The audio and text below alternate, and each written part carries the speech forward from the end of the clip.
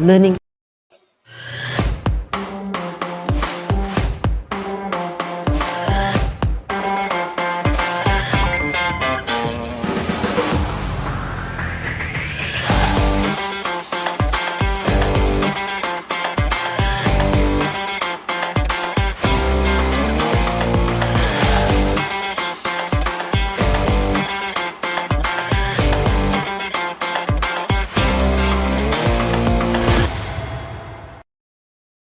Welcome everyone. It's Monday morning and bright and early. And yep, Monday's not my usual day for doing a live on LinkedIn, but today we're live again because today we have an exciting new announcement to make. So I know many of you are excited. Over the weekend, I've had so many conversations on our Series A that's up and running. And we'll talk a little bit about the Series A in a bit. But more interestingly, today we are planning a new show. And we've got expert economists and you know, we did a series maybe years ago now with Ravi Navaratnam from Sage 3 Capital. So Ravi, welcome to our show. And Ravi, we were thinking about possibility of starting up a new show weekly on Fridays called Rethinking Balance Sheets, right?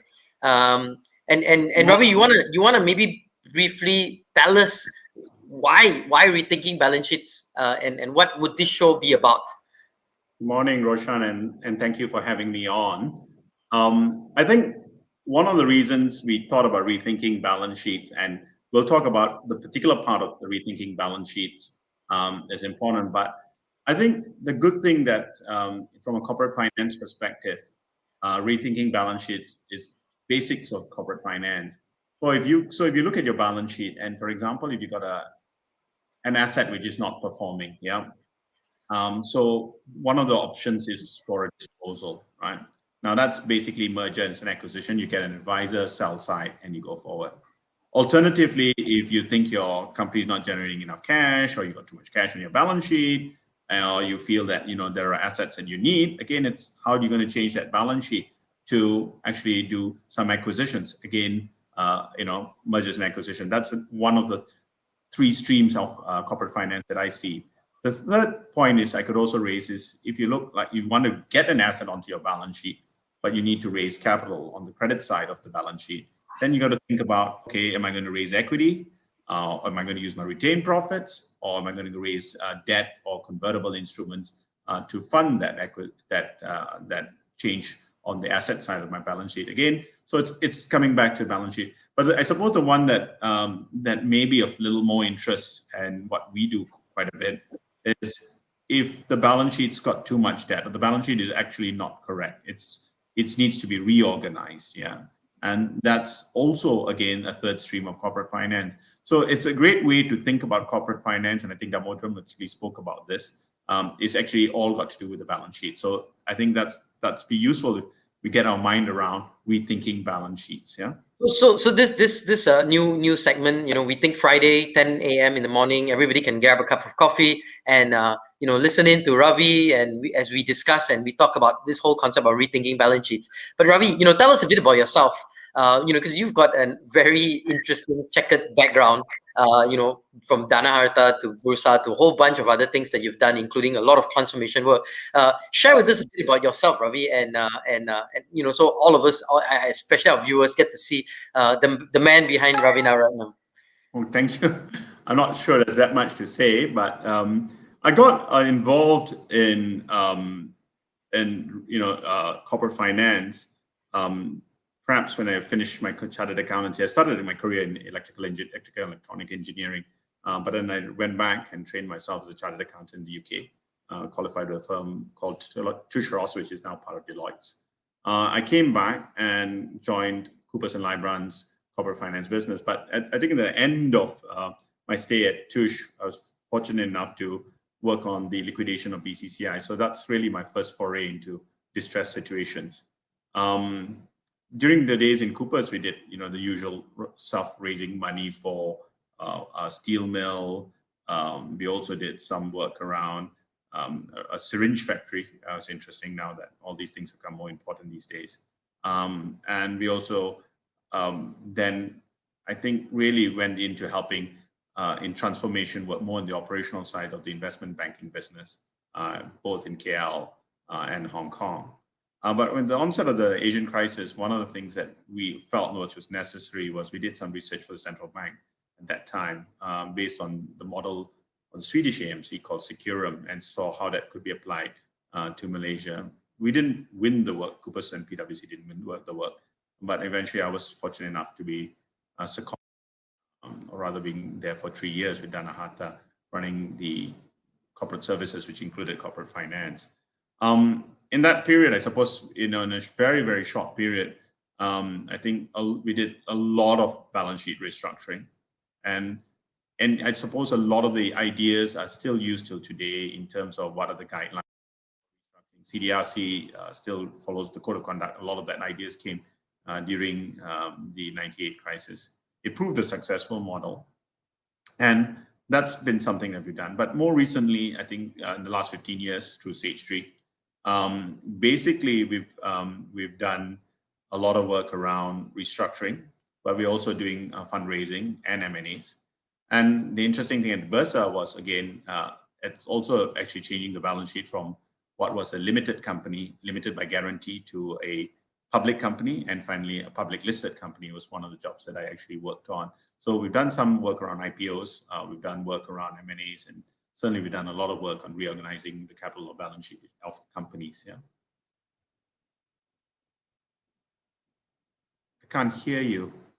Sorry.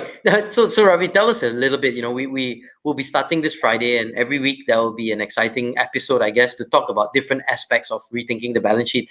So what are we in for? I mean, what's the thinking behind what's going to happen every week, and what can we look forward to in terms of insights and possible insights and possible things that will be useful for us, as whether we are entrepreneurs or whether we are in our organizations, in terms of helping us to rethink some of the things that are happening in our organizations?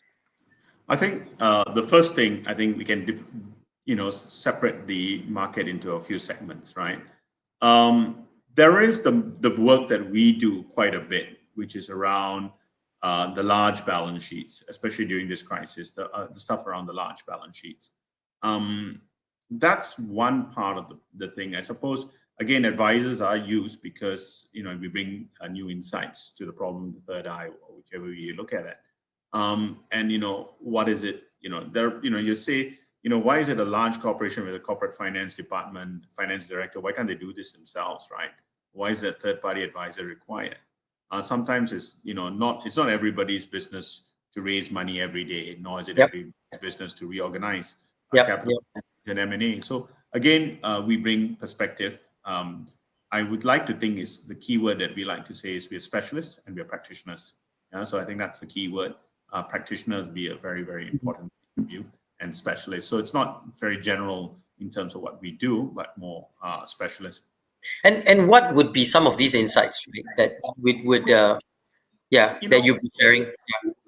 And in particular, what we wanted to do is, and Roshan, you remember when we had this conversation, I mean, it's fine for the large corporations. They've got their own CF guys, they've got their legal counsel, etc. But I suppose there'll be thousands and thousands of SMEs. What is out there? Just sharing, just disseminating information, just as much as we can disseminate information. Hopefully there's enough people coming out and say, hey, what about this problem? So I think what I believe is that, if there's dialogue, it's better than silence, right? Because then at least things start surfacing, people can start thinking about it. If we are fortunate enough to go back to policymakers and influencers, then we can also share this back with them, and that might help, right? That problems get solved, right? I always think back to the Dana Hatta case. It was just an idea that we had a conference in KL with the whole of the global Coopers Financial Services Group, and one of the partners from London said, "Here, look at this. This is Securum in Sweden. It was very successful. Why didn't you talk to your government about it?" Eventually we managed to go and see central bank, and the late Dato' Razif said, "Okay, we'll have a go." And it's going to be something very good. So I hope that powerful. I mean, conversations about this and see where it goes. Yep. And currently, with I guess, I mean, today school is reopening, and we see a lot of traffic on the road, and things seem to be back to some semblance of normal. But as you look, in the next couple of months, and in organizations, especially these SMEs that are struggling, that are trying to make ends meet. I mean, what's sort of your thoughts on what's going to transpire in the next couple of months, and what should be organizations be thinking about? Okay, I think one of the things is they need to know there's help out there. That's the first thing, right? The government through AKPK there is help out there. So if they need to restructure the balance sheets, it is out there. I think Yep. people need to understand. The second thing is, I suppose, is really, which is going to be the challenge, is how do I get new money into those balance sheets, right? How do I raise new money? It's one thing to defer the loans, but the other thing is, how do I actually raise new money?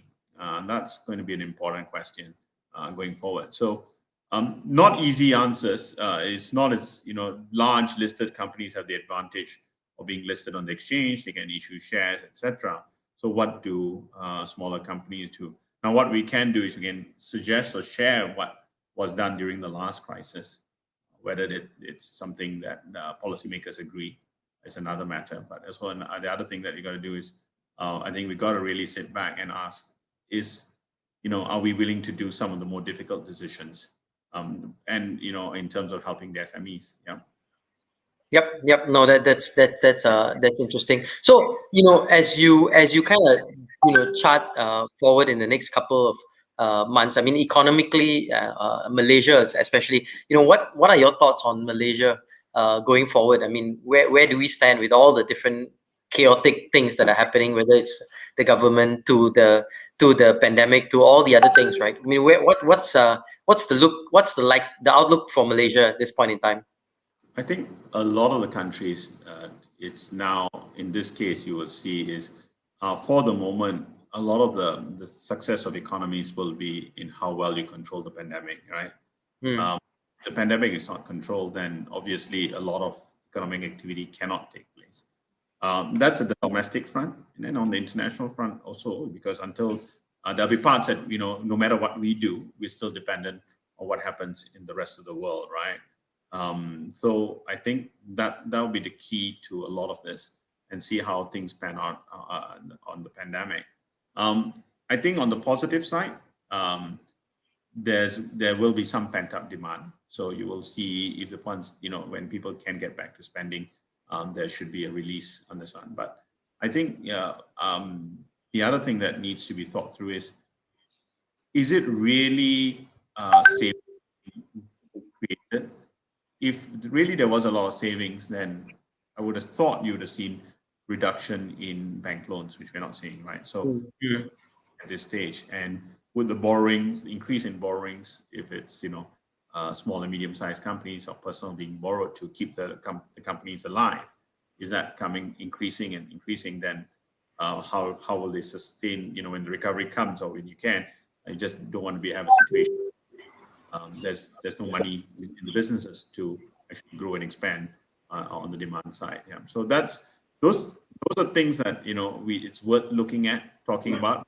We probably get a lot of anecdotal stuff, hopefully, with people joining the calls and telling us what's going on. We've got a guest, Dennis Lim Abdullah, who's saying thanks for this. He's listening in, and he's got he kind of agrees with you. Large corp and MNCs have the resources to tackle many challenges. SMEs, on the other hand, really could use more insights as how to better navigate. What are some other things that SMEs should be thinking about, Ravi?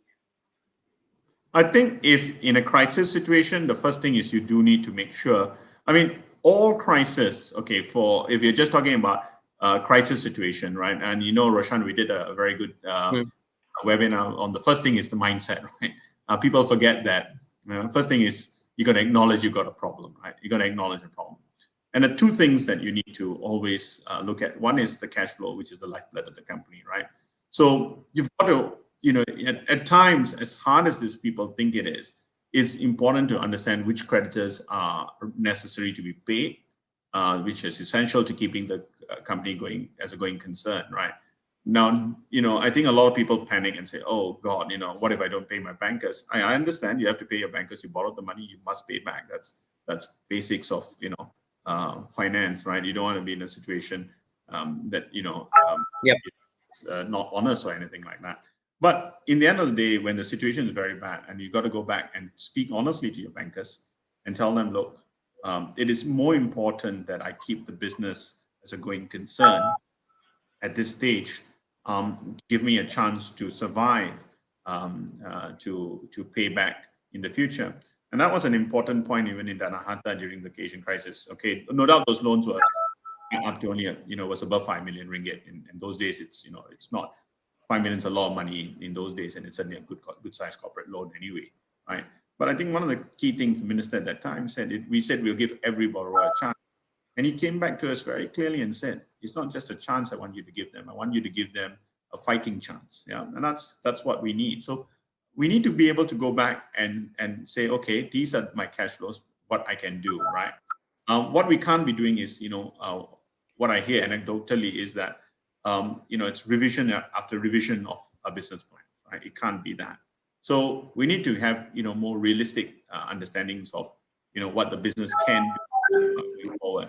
And it's got to be, pretty depressed, low numbers for the starters, and then see how we can improve as we go along. Yeah. You plan out for the worst case scenario. You can't plan out for, a very optimistic case scenario. First of all, you're going to lose credibility with your lenders, right? That's step one, the cash flow side of things. The second side of things is, of course, to protect the company from any litigation and so on. And you've got to start thinking about that. If you need help from your lawyers, then go and see that. But actually, the laws have made it almost impossible to, at least through administration, if you weren't in problem before the crisis, then you could actually, it's very difficult to wind up a company now, right? So again, you can talk to creditors. The worst thing you can do is, total silence, have radio silence, and that's going to make creditors panic. And as far as the banks are concerned, there's AKPK and so forth, use it. I mean, if we find that's not useful or why it's not useful, well, why don't we sit down and have a talk on the show, and see what we can do to help, right? And that's, it's impossible for, most of even I talked to the chairman of a big 4 firms, it's difficult for us to help, the smaller companies because cost structures don't allow us to help. But, on a show like this, and in fact, one of the suggestions he had is hopefully we can, mobilize the thousands and thousands of small and medium-sized accounting firms to help small-sized, medium businesses. That may be something we could think about doing, yeah? Absolutely. And so, look forward to this. Every Friday, there's an opportunity for you to ask questions with Ravi and others that will be coming on the show, I think, to talk a little bit about your balance sheets, your organization. As we chart this, I think this very turbulent time in 2021 is interesting because we sense there's a bit of sense of hope. Yet at the same time, we still have a lot of turbulence to go through to weather in the next couple of months. So I think some of the advice and the insights from Ravi and the rest will be very impactful. Ravi, as we close this out and we look forward to Friday where we have our first real session, any tips and any thoughts that you want to share with our viewers out there? Okay, in terms of the large corporations, I think it'd be quite good because we got lots of case studies to share with you. For the SMEs, hopefully it's like one of those doctor shows on TV you have. Let's hope people participate, and then let's start hearing, what are the issues people have, and then, like I said, we can think of solutions to, with the team at Sage 3. Alternatively, like I say, go back, talk to your accountant. What does he say? What does your lawyer say? I think even most small companies would have an accountant or lawyer. If you don't have borrowings, then again, that's going to be even more challenging because if you've got no track record of the bank, how do you actually go and borrow from a bank? So quite a lot of things we can share. But I would say even if you listen to the large corporations reorganization and stuff like that, it has relevance to smaller companies. Maybe not exactly, but at least maybe the ideas which we share there can, say, oh, you might have a eureka moment and say, okay, maybe why don't I try that? A quick question from Dennis. I'm not sure if this question is appropriate. Any tips or strategies for SME that foresee that they will be running into cash flow challenges in the next 12 to 18 months due to the external market conditions? Let's say the SME is currently in the midst of pivoting their business and adapt. Are there any strategies or options they can look at to better position themselves cash flow wise, Ravi? like a first thing I said is you really have to ask yourself your basic question in the next 18 months should be going concern, right? And you need to make sure you can get your working capital continuing, right? Maybe some of the banks may pull the lines back. If the banks are willing to keep the lines open, that's very, very important, yeah, and that's critical. Second is a going concern issue. Is you got to make sure where we can cut costs, do cut costs where possible, cut costs. Longer terms for this one, certainly going out, where you got larger debtors, right? They're really large multinationals or GLCs. I mean, there's no reason why they shouldn't pay. I mean, it's try to appeal to them and see what you can do to get that money in. It doesn't make any good for them if suppliers go down anyway. So Yep. something. So and just to add to that, I mean, our business itself went through a very similar, very similar sort of episode, right? I mean, our core business, which was nice, profitable cash cow for us, sort of completely got whacked. I mean, they're talking about 95% of revenue just got whacked because of COVID, starting in March and April last year. And one of the things it did was to bring clarity on, and like you said, you were trying to pivot your business. One of the things it gave us a lot of clarity to say, we were talking about this pivot for a long time, prior to COVID. But we had been doing it at a very part-time basis, when we had the extra cash, but then the focus became very clear that we need a pivot. And then the question would be, there's other forms of capital, right? Other than loans, right? And that's one of the things that we have done, right? We've launched a Series A with a Singapore company called Fundnel. There's equity crowdfunding. There's a whole bunch in this. There's a lot of VC money. Actually, there is lots of liquidity and cash out there looking for hands. So, I mean, if you can proposition that you have a great product and you can be able to scale it at some point in time, I think there is cash out there in the system. So, I mean, we just launched our Series A. We were closing actually. Next week, we are closing our Series A through Fundnel. But that's an equity crowdfunding because there's a benefit. The government is doing a 4-to-1 match, and also the investors are going to get a tax deductible from the Malaysian government for those in Malaysia. But so I think there are, and I think this show, one of the things we will talk about, Ravi, hopefully, is there is multiple forms of financing, and how do we find the right ones for the right organization at the right point in time, right? Your thoughts, Ravi? I think great, Roshan. What we can do is we can certainly call our friends out there in these non-bank organization which can provide financing. There are new platforms coming on. I think if we can feature some of these. We can actually talk to some of these guys, bring them onto the show. That would help. The key thing is around it will be around these SMEs and how do we get information out to large numbers of people quickly, yeah. And that would be the key to making the show useful to people, so that people tune in on a Friday morning and at least find it useful coming out of it. Very good. So thank you, Dennis. Really appreciate your time. And check out our Series A if for those of you who are looking for a good investment opportunity. That's available on the Fundnel website, or there's a tinyurl.com LDRFUNDEL. You can check that out. Also, we look forward to Friday. It's going to be a very engaging Friday. With that, block your time Friday, 10 a.m. GMT +8 or Kuala Lumpur, Singapore time. We shall see you. Ravi, your final closing statement for today as we start this. Yeah, if you're looking for information, I think that first few shows that we did is a starting point. At least if you're talking about reorganizing balance sheets, that's something we can talk about. Certainly, we'll be happy to bring on other people who can talk a little bit about how do you raise money with banks, certainly also the non-bank financing elements. And I think the critical part is people need to understand where we started is you can't borrow money unless you get your balance sheet in good shape. Yeah, absolutely. Thank you so much. So we will end with a short take on Nicole. If you haven't checked it out, Nicole.app, NECOLE.app. That's the website. It's the best artificial intelligence learning app out there in the market. That's engaged. That is community based also. So with that, we'll see you Friday at 10 a.m. And of course, on Friday, 6 p.m. with Tech Talk too. So it'll be an exciting Friday for us this week with Ravi coming on board, and later on with Karamjit at Tech Talk Friday. So we'll see you this Friday, 10 a.m. for Rethinking Balance Sheets with Ravi Navaratnam.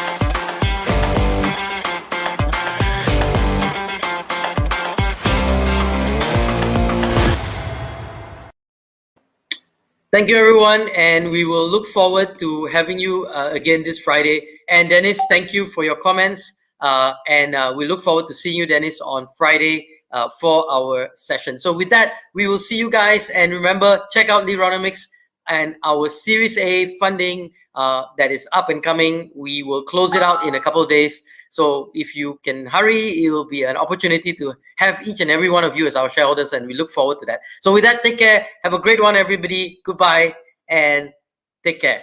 Have a great week.